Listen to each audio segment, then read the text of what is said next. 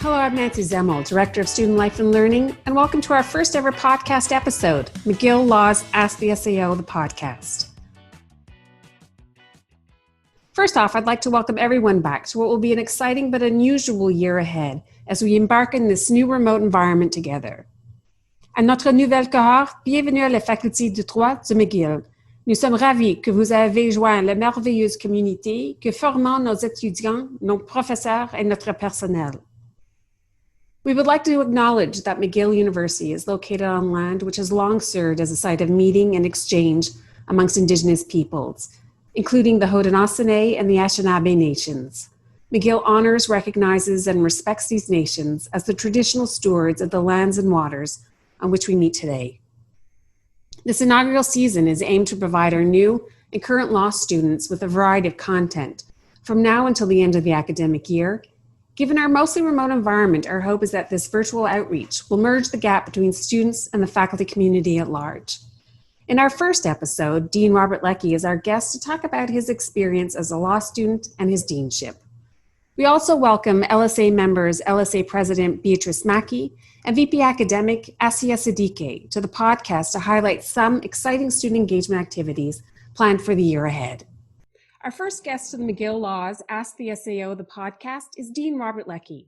Dean Leckey teaches and researches in family law, constitutional law, and comparative law at the McGill University Faculty of Law, where since 2016 he has been Dean and Samuel Gale Professor. He has a degree in English Literature from Queen's. He completed our BCL LLB program and has an SJD from Toronto. He has received, among other awards, the John W. Dunford Award for Teaching Excellence, awarded by the McGill Law Student Association, the McGill Principals Prize for Excellence in Teaching, and the McGill Principals Changemaker Prize in Public Engagement through Media. Now it gives me great pleasure to welcome Dean Robert Leckey. Dean Leckey, thank you so much for joining me today. It's a great pleasure. I just wanted to say a quick note. You and I both have dogs, and mine have been a great source of comfort during this time. How have yours helped you to manage through this COVID-19 situation? Well, Alice and Rupert, to be honest, haven't been following the news cycle the way we have. They don't get too concerned about the latest COVID numbers, and it's kind of reassuring. So we were here with them in the shutdown in spring, and they were a kind of calming presence as tons of stuff in my own life and my husband's life was being canceled. Alice and Rupert just kind of went on, glad to have us there. And so kind of a reminder to keep things in perspective. Yes, it certainly did. Yeah. And mine too. They would constantly say, "Oh, you're still here. That's so great. How about a treat?" To start off, I thought we'd start by sharing some of your memories and advice from a time as a law student. You attended the Faculty of Law from 1998 to 2002. What sticks out to you most about your time as a McGill Law student? Do you have a favorite course or an experiential learning experience you'd like to share? Yeah, I mean, I think the favorite course in first year, although I had a very good time in first year, constitutional law probably stands out as the favorite. It was the one I came to law school most curious about, and it lived up to my expectations and sort of set off a curiosity that has continued, and I've had the privilege of teaching that course a number of times. And on the experiential learning front, by second and third year at the faculty, my attention shifted a little bit away from the courses, but my role at the McGill Law Journal, for which I was editor-in-chief in my third year, was really formative, and I'm still in close touch with some of my colleagues from the journal. I also had the privilege of being part of McGill's team for the Laskin moot in constitutional law. Back then, we were able to do a moot in second year. And so in second year, we did the Laskin. And I'm in regular contact with two or three of the team, or all three of the team members from that. So that also was really significant for us. And you still supervise the McGill Law Journal students? I'm the faculty advisor, for the MLJ. And so that allows me to keep an eye on what they're up to. And of course, the environment's changed. Back then, it wasn't really electronic. We used to put articles in envelopes and mail them out for peer review. So things have changed a lot, but I still appreciate knowing what's going on with them. Et quels sont certains des cours offrent maintenant que vous auriez aimé avoir à l'époque? Oh mon Dieu, la faculté a évolué beaucoup. Évidemment, on a conservé le cours de base, les fondations, c'est une formation juridique, mais plusieurs cours que j'aurais beaucoup aimé prendre comme étudiant. À l'époque, on n'avait à peu près rien en droit autochtone, tandis qu'on a maintenant un nouveau cours qui s'offre aux étudiants et étudiantes de la première année. Et on n'avait absolument rien, selon mon mémoire, en technologie. Donc maintenant, on a privacy law, intelligence artificielle, toutes ces choses-là étaient vraiment pas partie du programme à l'époque. And if you wanted to look more at your deanship, lors des 4 dernières années, qu'est-ce qui vous a le plus surprise du rôle de doyenne? Je dis souvent que c'est l'un des meilleurs emplois au pays et l'une des richesses, c'est qu'il y a plusieurs choses. Donc, c'est un boulot, en fait, très, très varié. Moi, je ne vais pas vraiment imaginer la mesure dans laquelle j'aimerais les rapports avec notre communauté diplômée. Donc, pour moi, c'est vraiment très, très touchant de revoir mes anciens étudiants et étudiantes. Il y a un groupe de gens qui j'ai enseigné lors de ma première année comme prof en 2006-2007. À l'époque, j'offrais le cours en obligation contractuelle. Et donc, il y a 4 ou 5 personnes qui se trouvent tous à New York. Et donc, la première fois comme doyen que je suis revenu à New York pour être présent à notre cocktail là-bas, c'était vraiment une expérience émotionnelle pour moi de revoir ce groupe, de les voir désormais établis dans leur carrière respective. Et donc, c'est ça, le fait que je retrouve nos gens un peu partout autour de la planète, qui est une grande, grande richesse.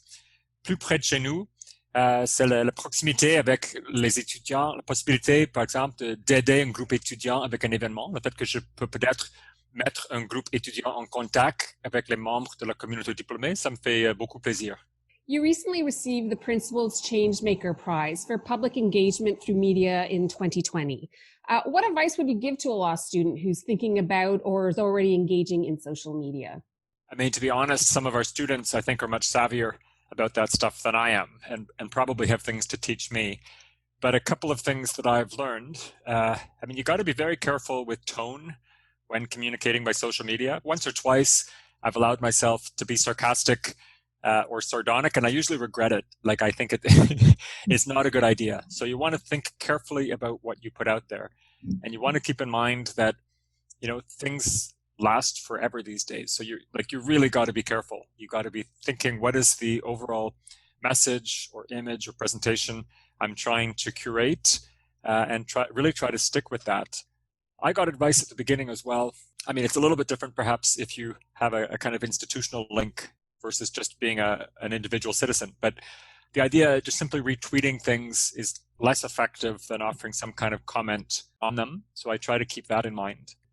But I think also, I mean, another thing, I think it's impossible to kind of follow and be active on, you know, a huge number of issues. And so if you track my own, you know, the limited activities on Twitter, there's a clear kind of cheerleading role for the McGill Law faculty and our alumni community. But then there's just a couple, 2, 3 other issues on which I speak out regularly. So, you know, fundamental freedoms and the concerns about Quebec's Bill 21 is something I've spoken about. As a gay man, I take particular interest in LGBTQ issues as well. But I think you sort of get a sense, if you follow me, you wouldn't expect to see me speaking out on just any issue. Yeah, I do follow you on Twitter. And sorry, I try to keep the tone relatively serious, and I'm sparing in sharing personal things. So it's like twice a year, I'll share a kind of photo of my dog. Often during grading exams, I'll show Alice in the little bed she sleeps in beside my desk when I'm grading. But for the most part, I don't think people want to be knowing what I had for breakfast or about the muffins I made on the weekend. Right. Yeah. Yeah. Same here. Twitter. I am definitely one of those who tends to retweet a little bit more than actually putting out a comment. Sometimes I'm a little fearful about the comments I'd get back. Given our current environment, what are 2 key learning strategies students should incorporate into their study habits given the remote teaching and learning this fall? Yeah, I mean, a couple of things come to mind, which I'll offer tentatively. I think overall, I mean, we also have to remember that it's going to be a new experience for all of us. And so, you know, I think whatever year of law school you're in, frankly, I think you got to be open to adjusting as you go. So give it your best shot as we dive into September. But if you get a sense that things aren't going as well as you like, I think it's worth adjusting, you know, rather than assuming that the way you landed at the start of the remote environment is going to stick with you for good. But here are a couple of things that came to my mind. One, I mean, I think setting boundaries around your schoolwork, dedicating time in which you are in student and work mode, I think is important. But also deciding when it's going to end, and drawing lines at the end of that. I had a period in the sort of second part of my first year where I just was trying to work all the time. There was just always more to do. If I had the readings for tomorrow done, I might try the ones for the day after. And I had to sort of rein myself in and realize there have to be times in which I've done enough for today and I'm going to stop my work. So the boundaries is really important. And it may be even harder when people are actually using the same physical space and you're probably using the same electronic devices for your course as to, FaceTime your family or friends far away or a block away. So I think you've got to have a sense when the study time stops. The other thing I thought about is the recordings that I think most of our profs are going to make available for courses. And there is a tool, but the recording is just one element among others. And I would really urge people to understand that the recording can help you get at the day's material, but reading the material, for example, is another way of getting at it. I certainly don't think you want to imagine that every single thing that takes place in a recorded class session needs to be captured. I've been recording my own classes for years now, and I'm always a bit unnerved when students sort of say, oh yeah, I listened to it over and over, for things I missed in class. I think if something's important, it probably comes back more than once. And so, have the recordings there as a kind of backup, but I certainly don't imagine people listening to a full class recording more than once. Yeah, agreed. And I think it's really important about those barriers, separating your work life, if you will, from your personal life. I think that's important and probably a little more difficult to do, especially if you're working at your kitchen table. For sure. Any last words? Yeah, well, so in pre-COVID times, I would have my office drop-in time in the atrium. In the half hour before I taught, I would sit and have my lunch, and anyone was welcome to pop by and sit beside me and, often grab a carrot stick. So that won't be happening in person this year. But if anyone wishes to speak with me, there's a sign-up sheet, a OneDrive sign-up sheet. All the students in family property law will have the link, but anyone else wanting to sign up for my office times can be in touch with my assistant by writing to dean.law@mcgill.ca. And they sign up for a day, indicate that they would like me to call them on Teams during the drop-in time. And that's one of the ways that I'll be in touch with students, even in this new remote environment. Super. Merci, doyen Leckey, d'avoir partagé votre temps avec nous aujourd'hui et bonne rentrée. Avec grand plaisir. Bonne rentrée. Merci. I'd like to welcome LSA President Béatrice Mackie and VP Academic Asiyha Siddique to our podcast. Thank you so much for joining us today, Béatrice and Asiyha. Thank you for having us. Let's jump right to it. Can you tell me a little bit about who the LSA is and how you play an active role in student life and student governance? So the LSA executive is made up of 10 law students who each have a unique role in relation to the students. So some focus on clubs specifically, others on events. There are also other elected students who sit on LSA Council, and they represent each cohort. They sit on the McGill Senate, or they actually sit on the Faculty of Law's Faculty Council. We also have LSA committees, which are made up of appointed students who work on projects, positions, and various activities. In terms of student life, we're here to work for the students. We are an incredibly active student association, mainly because of how big we are. We host weekly events, plan special events, and provide support to students in many realms, amongst other things. And we also serve as students' bridges to the administration, their bridge to SMU, which is the undergraduate society, and their bridge to PGSS, which is the graduate society. We make sure to advocate for students in all of these settings. We are basically meant to be the collective voice for the students, both in and outside of the faculty. Thank you. Comment allez-vous soutenir les étudiants dans un environnement à distance? Donc, c'est certainement une année très différente. Donc, il va avoir une bonne dose d'essais et d'erreurs, mais nous voulons continuer à avoir des événements et des activités à chaque semaine. Nous voulons être sûrs d'avoir une communication ouverte avec les étudiants et d'écouter leurs préoccupations et leurs suggestions afin de mieux les servir. Donc, à cette fin, nous serons toujours joignables par courriel et par Facebook. Notre but, c'est d'être en contact avec le corps étudiant virtuellement et de promouvoir l'accessibilité autant que possible. Par exemple, jusqu'à présent, nous avons réalisé 2 vidéos, l'une pour promouvoir l'initiation ou le frosh et l'autre pour présenter l'équipe de l'exécutif de l'AED. Pour la session d'automne, la majorité de nos activités se feront en ligne.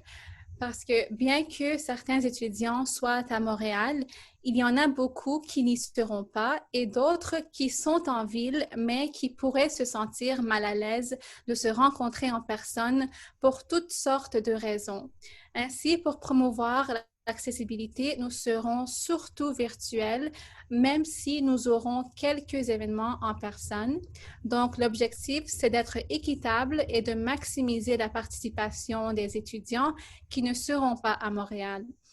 Ainsi, nous allons essayer de repenser tout ce que nous avons fait en tant qu'AED dans le passé, mais de manière virtuelle cette année. Et quelle activité avez-vous planifiée pour l'année à venir? Pour l'instant, on planifie surtout le semestre d'automne, étant donné que tout dépend de la situation sanitaire qui demeure incertaine. Et donc, nous ne savons pas quelle sera la situation en hiver. Les choses pourront être très différentes. En tant que vice-présidente académique, j'espère lancer quelques nouvelles initiatives cette année. Tout d'abord, j'ai hâte d'organiser des conférences avec les professeurs de la faculté du type « Dites-nous comment vous êtes arrivés ici » où les professeurs parleront de leur parcours professionnel, des leçons apprises, des conseils, etc. Il s'agit généralement d'un exposé de 30 à 40 minutes suivi de questions des étudiants et ça va permettre aux étudiants de connaître leurs professeurs d'une manière plus personnelle, ce qui est, à mon avis, plus important que jamais compte tenu de la nouvelle réalité virtuelle. Et dans un deuxième temps, je prévois également organiser des groupes de conversation et j'espère donner aux élèves l'occasion de pratiquer leur deuxième langue dans un espace confortable et sécuritaire. Et le but, c'est de leur permettre de quitter la faculté de droit avec plus de confiance dans leur deuxième langue officielle. Et enfin, nous avons également lancé le programme de Law Partners qui jumelle les nouveaux étudiants avec les étudiants des années supérieures. C'est un excellent moyen d'obtenir du mentorat de la part de quelqu'un qui a déjà vécu l'expérience de la fac de droit de McGill. Et nous avons déjà à date jumelé à environ 90 nouveaux étudiants. Et nous allons bientôt accepter d'autres applications pour permettre à tous et à toutes de bénéficier de ce programme. Moreover, we're still hosting many events that could be considered the classic LSA bread and butter events, but finding new ways that we can do them safely. So our VP ongoing events, Chris, is planning weekly events every Thursday night to replace our usual coffee house, which is our student bar. This will include trivia nights, for example, and we will announce each event weekly on Facebook. Chris will also be starting a fantasy sports league with prizes, which you'll hear more about at the coffee houses. Our VP special events, Alan, is currently spearheading our virtual frosh, which is actually this week. We plan on looking at what events work best here and seeing how we can maybe incorporate them into the lives of upper years during the upcoming semester.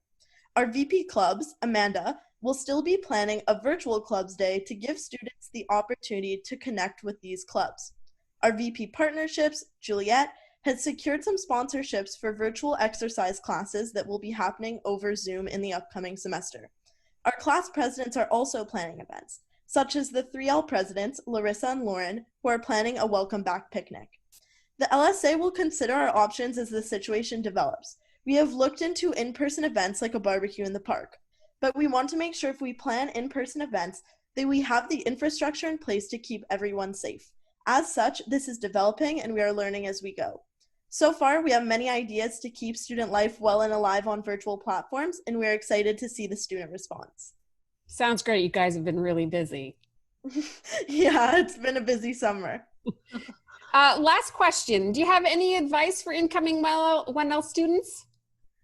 As a 3L myself, I would say that it's really important to get involved, but know your boundaries. Don't join every club at Clubs Day. Maybe pick one or two and make the experience the best of it that you can be as well. We have a virtual semester, but you still have tons of opportunities at your disposal, and I really recommend that you take them as they come your way.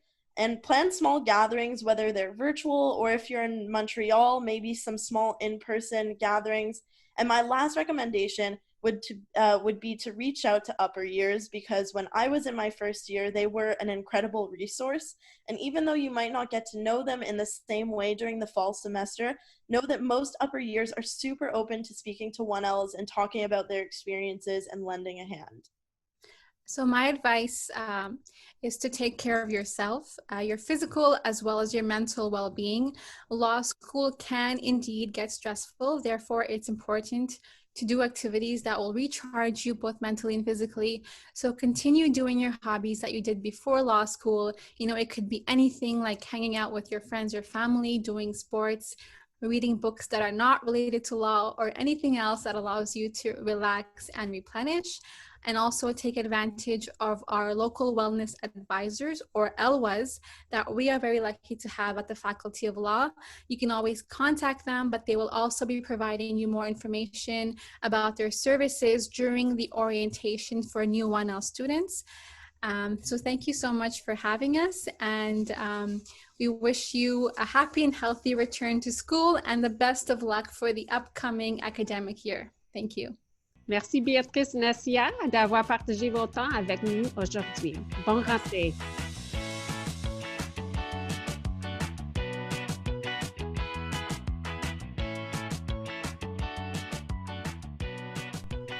Thank you for tuning in to our very first episode of McGill Law's Ask the SAO podcast. Nous espérons que vous avez apprécié la discussion d'aujourd'hui. Be sure to tune in again on September 16th to hear from Professor Alana Klein and Associate Dean Jukier, in which they will share a bit about their roles in the faculty and some tips and insights on the year ahead. We are always looking for ideas on how to better engage with the McGill Law community. If you have a podcast topic suggestion, send them our way. If you have any questions or would like to share your feedback, please email the SAO at sao.law@mcgill.ca.